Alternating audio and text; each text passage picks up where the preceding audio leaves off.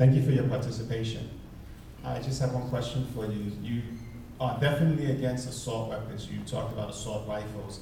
My question for you is, how is banning assault rifles going to stop all of these mass murders that we've seen? Because we've seen people who have used just handguns, and they've been very, very effective at killing a lot of people. I don't say banning assault weapons, because they clearly have a use in the military and other places. I'm just saying that for an individual to say that they need an assault rifle because they're going to hunt animals, you know, I don't understand. There just has to be a point at which it doesn't make sense to have some of these weapons that are out there on the street. And you're right, an individual can get a 9mm with a couple of extra clips and do just as much. So I don't pretend that cutting back on assault rifles will stop the mass shootings. That is clearly a mental health issue with an accessibility to the firearms. And if we all had the retro scope, that would be wonderful as well. You know, and that's another thing. We always want to point the blame finger. When something like this happens, the first thing everybody looks for is someone to blame. Who's the one that should have seen this occurring, or should have seen the signs that this was going to occur? And it's difficult. I mean, officers deal with people that are out of touch with reality every single day, and it doesn't mean that that individual is going to become violent. Another something that makes people very violent now is this synthetic marijuana, the spice.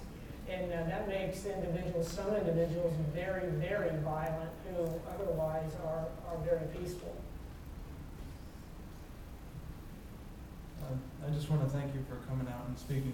As someone who's planning on going into law enforcement myself, as a former officer, how did you deal with that perception of, in the news, like cops are always shooting innocent people and that? How do you deal with that personally as an police officer? officers understand that because we're unique as a profession for a number of reasons, but one is that we are judged as a group. I always cite the study that talks about public perception of physicians. If a doctor kills a patient, then public perception of physicians is still very high, just that guy probably shouldn't be a doctor. In law enforcement, something like Ferguson, you know, if you look at public perception, it looks like an EKG chart. If an officer dies in the line of duty, then everybody loves cops. But if something like Ferguson happens, every police officer, Tampa Police Department, I can guarantee it has been said, you're just like Ferguson. That every officer is to blame for that. And so with the officers, the way they handle that is through their own individual actions, treating everyone with dignity and respect to show. There was another study very quickly of young kids. I was just in Detroit for a summit, and they interviewed teenagers about their perception of law enforcement. And their perception was very, very low, saying that the officers treated them too roughly and disregarded their rights, those types of things. And when questioned, the individual said, well, personally, I've never had a problem with the officers. They've always treated me well, but I heard that, and that was the overwhelming response. So it's just something that officers deal with, and we understand it. All right, thank you again. Oh, do we have time on my out?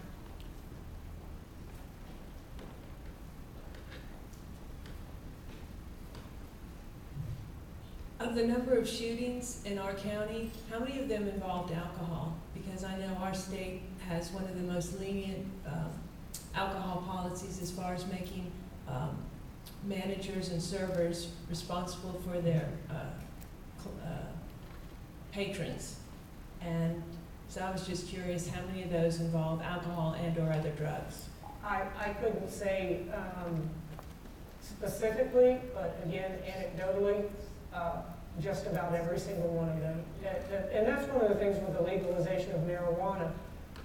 My position is not to legalize. I don't really see that it's any different from alcohol, but just about every problem that we deal with as law enforcement is rooted in alcohol and alcohol abuse. So you just put one more element on top of that. So the vast majority of the problems, not only in violent situations, but domestic disputes, traffic accidents, alcohol is at the root of a great deal of issues that police officers deal with. Thank you all, appreciate it.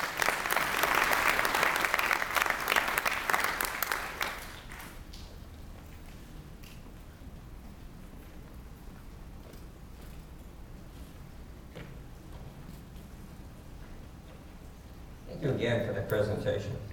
Now very pleased to introduce Alan Lizotte, who is professor and former dean of the School of Criminal Justice, University of Albany State University of New York.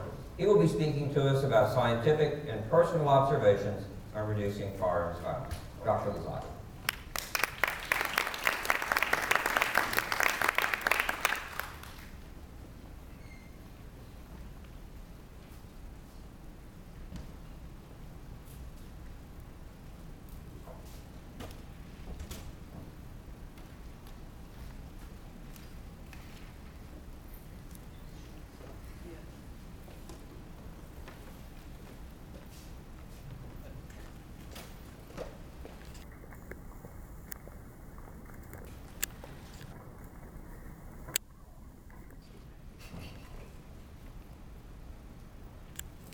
One nice thing about not being first is you can say, yeah, I agree. Thanks for inviting me. This is a real privilege to come here. One of the things, I don't know very much really about mental health issues, but I think I know a lot about guns and gun control and legal and illegal ownership of firearms. And I know something about criminology, and I do longitudinal research on 3 generations of 1,000 families in Rochester, New York. We've been following those families for about 30 years now in great detail, and so we know a lot about them, we know a lot about their illegal and legal firearms use. And so I think I can give you some observations about that, and those things might plug into some of the things that Dr. Swanson said. And others as well. We had dinner last night, and I thought the best thing, I wrote a talk, and my wife looked at it, she didn't like it, which is a bad sign. And she looked at my PowerPoints and didn't like them. And I realize now that I'm significantly older than Dr. Swanson, and that means I'm not very good at technology. So you'll have to forgive me, but I do have some slides, but they're terrible. And she said that too, right? But last night at dinner, Dr. Swanson brought up the point of looking for a needle in a haystack, and I said, gee, I think what I can describe is kind of the haystack part of it. So I'm going to try and do some of the haystack part, and maybe a few other things if I have enough time. But one of the themes that I want to reinforce, and again, this was from Jim Swanson, and that is that if you don't do science to figure out how things work, you don't know what you're talking about. And it's the worst possible thing to base policy on things that you don't know what you're talking about. So you really want to know how things work in a nitty-gritty sort of way, and then see if you can forge some policy on the basis of that. So I want to talk about some of these things.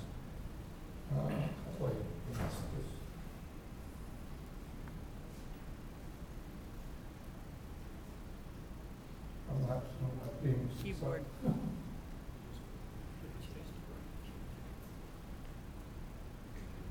This is my fault.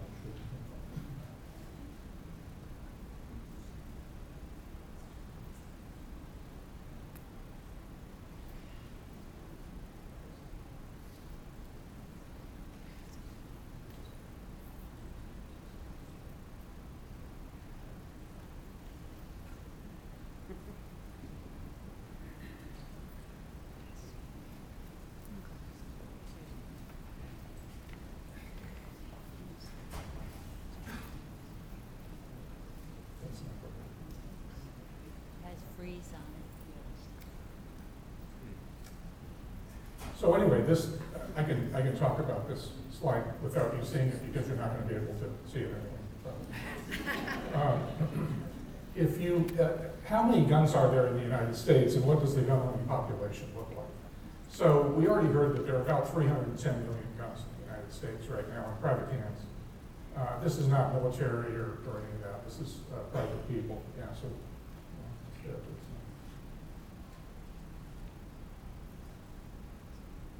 Anyway, so there's about 310 million guns. We're adding right now to the private stock about 3 million or so rifles and about 2.5 million handguns.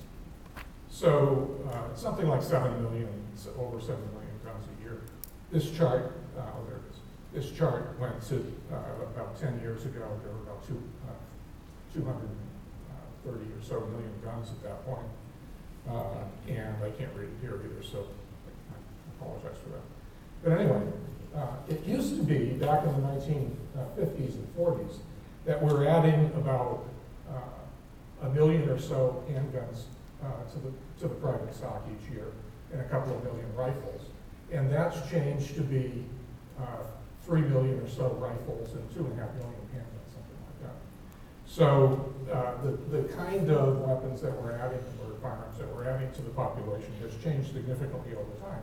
But you know, one of the points here is that we're adding 7 million guns a year. It's a lot of guns to add to the stock. And if you consider sort of what is the half-life of a gun, you know, so when do guns die, so to speak? They have a very long half-life. Okay, so they're going to be around for a long time. Now, some of the now, if you look at the homicide rate, which you probably can't read, but the homicide rate is 0.6 per 100,000 right now. And that's what it was in 1948. So, you know, nice point from the Vice Provost, that really the crime rate, and the one in particular that we really worried about, homicide with homicide general, with firearms in particular, is about the same it was in 1948. Now, I'm from Albany, and we're a very highly ranked criminal justice program, and I would appreciate it if you didn't tell my provost about that, because we'll probably get our funding cut. So, because we're as safe as we were in the 40s, and nobody worried very much in the 1940s about violent crime. All that worrying happened in the 80s, the late 70s, and the 80s and the 90s. And then it started to decline. So the crime problem isn't as serious as you might think. It was a while ago that it declined. But there are a lot of guns out there, and most of them, of course, are legal. Now, if you look at who owns those guns, this is just the private stock, how many were manufactured, accumulated, how many were imported, accumulated over time. You can also look at survey data concerning what percentage of households own guns. And traditionally, for a very long period of time, about 50% of households in the United States own firearms. And depending upon the survey that you look at, it's declined pretty steadily from some survey perspective. So 50% in the 70s, in the 80s it was high 40s, in the 90s it was low 40s, and now for some surveys it's in the mid to low 30s in the 2000s, 30%. So it appears in some surveys, and you'll hear this in the debates that are out there, that the percentage of firearms in households is declining over time. Other surveys say it's pretty steady in about high 40s. And this, by the way, varies dramatically by region. So in some southern states, firearms are ubiquitous. It's every household has a firearm. In New England, it's much lower, maybe in the high 20s, maybe low 30s. But pretty much throw a rock, and half the time you're going to hit a house with a firearm. Now, the decline, I actually had a graduate student who wrote a dissertation on the decline in firearms ownership. It's one survey in particular. And what he found was that the decline was mostly in households in the Midwest and the Northeast who were liberal and two-person married couple households who tended to be liberals living in urban areas and so on. And if you looked at those households, When it's a two-person household and there's a man and a woman in the household, and the man answers the telephone and reports on firearms ownership, about half the households own a firearm. And if the woman answers the household, it's about 20%. And that's only for liberals, it's only for highly educated people, it's only for urban people, and so on. So either the guy is lying about having a gun, the woman is lying about not having one, or she doesn't know that he has one that he said he got rid of, or something. Something is wrong. Okay, so I don't believe it. Because the manufacturer data says that we're having 7 million guns a year, and more handguns now than we used to have in the past. So it seems to me that something funny is going on with regard to that stuff. So, who owns firearms? It's pretty obvious. Rural people are more likely to own than urban people. Men are more likely to own than women. Large households with intergenerational populations are more likely to own than two-person or one-person households. Male-headed households are more likely to own than female-headed households, and so on. So we know where the guns are. We know there's a lot of them. And we know it's pretty easy to find one. Now, the reason I bring this up is that for kids at least, mostly I study children. When studying adults, you would expect adult bad guys to get their guns possibly from different places than you would expect children to get them. Kids aren't going to send somebody to Georgia to do a straw purchase and bring them back to New York. That's probably not going to happen for a 14-year-old. So what they're going to do is throw a rock, hit a house, or know where a gun is in a household, and break into that household and steal a gun. And so when formulating policy, you have to think about that. I'm going to talk about some very specific facts about kids owning guns. But we know, so the study that I have done is in Rochester, New York. And in Rochester is a medium-sized city in upstate New York. It's in the western part of the state. And we have, again, we've been studying them for 30 years. We have 3 generations. There's 1,000 families. And we have the parents, then we have the focal subjects that are 7th and 8th graders. And then we have their children. So we have the 7th and 8th graders from 14 to age 42 right now. We're continuing for another 5 years too. And then we have, the grandkids, and maybe the great-grandkids, but I'll be gone by that time. That was a joke. I'm going to stay here as long as I can. What we've learned is that where a lot of those kids get those guns are from the parents of the people who are their peers. Okay, so they steal the guns from other households. So we're always buoyed when we have a gun turn-in day. We're kind of buoyed when grandma turns in a pistol that hasn't been used, because that's the kind of gun that's going to end up in kids' hands. Okay. So let me give you some other facts. Okay, I want to talk about the gun lobby just a little bit. As several people have alluded to, America's a gun culture. Okay, people who own guns legally hand them down from generation to generation, and they're proud of their guns. They own them. It's part of the culture.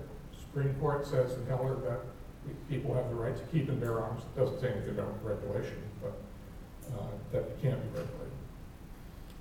But the policies that you want to do, to the extent that you can do them, you want to do it in a way so that they don't upset necessarily gun owners and affect people who are illegal more than they would affect people who are legal. So you don't want to do a policy, if you can help it, where you say to somebody, and I grew up in Colorado, so I have to diverge here for a minute. When I was growing up in Colorado, I didn't know anybody. It was rural western Colorado. I didn't know anybody that didn't own a gun. Okay. Then we moved to Fall River, Massachusetts. I don't know how many people know what Fall River, Massachusetts is about. I didn't know anybody who owned a legal gun in Fall River. It was just the opposite. So you don't want to say to a guy in Montana that you're going to take his rifle away to stop drive-by shootings in LA. You're not going to go for it. Okay? So, and here's why. Way back in 1978, two people, Schumann and Brothers,